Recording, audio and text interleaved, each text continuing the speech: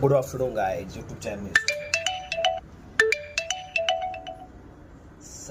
सावित्रीबाई फुले यांची सिरियल 5 महिन्यात गुंडाळली जाते आणि अंधश्रद्धा किंवा तुमची इतर काही चमत्कार असलेला देऊळ बंद मूवी हा सुपरहिट होतोय.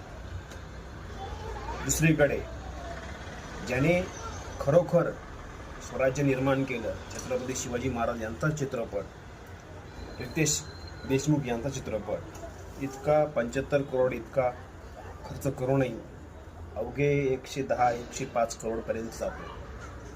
आणि देऊळ बंद सारखा मूवी हा मूवी इतका हिट होतो.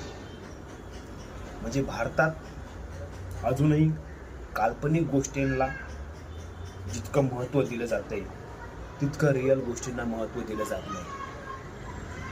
विचार करा ना तुम्ही, सावित्रीबाई फुले यांच्या जीवनावर जी काही सिरियल होती ती सिरियल बंद केलेली आहे. त्यामुळं आपण खरंच काल्पनिक जीवनात जगतोय का?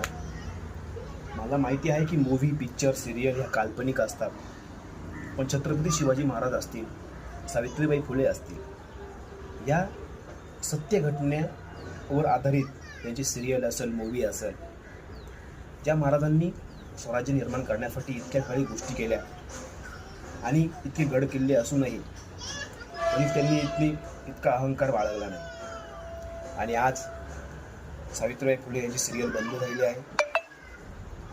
त्याच्यानंतर हा जो मूव्ही आहे देऊळ बंद, याच्यामध्ये जे काही काल्पनिक गोष्टी दाखवल्या आहे याच्यावर सुद्धा माणूस काही बोलत नाही.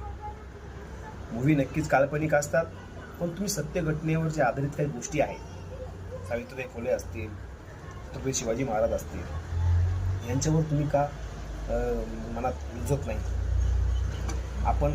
मला मान्य आहे की श्रद्धा ठेवा, देवावर श्रद्धा ठेवा, ठीक आहे, स्वामींवर श्रद्धा ठेवा, माझीही स्वामींवर श्रद्धा आहे, पण आपला जो कल आहे, आपण जे काल्पनिकतेवर जो जगतोय त्याच्याकडे आपण दुर्लक्ष करत चाललेलो आहे.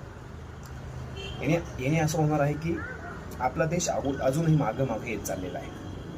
कसं आहे, जगात सर्वात मोठी काही गोष्टी असेल ती म्हणजे भूक. माणसाला भूक ज्यावेळेस लागते त्यावेळेस समजतं की माणसाला जगात सगळ्यात महत्त्वाचं दुसरं काही नाही. अन्न, वस्त्र, निवारा या गोष्टींचा विचार करत असताना आपल्या गोष्टी कळतात. या चमत्काराने कोणत्याही गोष्टी घडत नाही. त्यामुळे विचार करण्यासारखी गोष्ट आहे आणि नक्कीच याच्यावर विचार करा की आपण किती कल्पना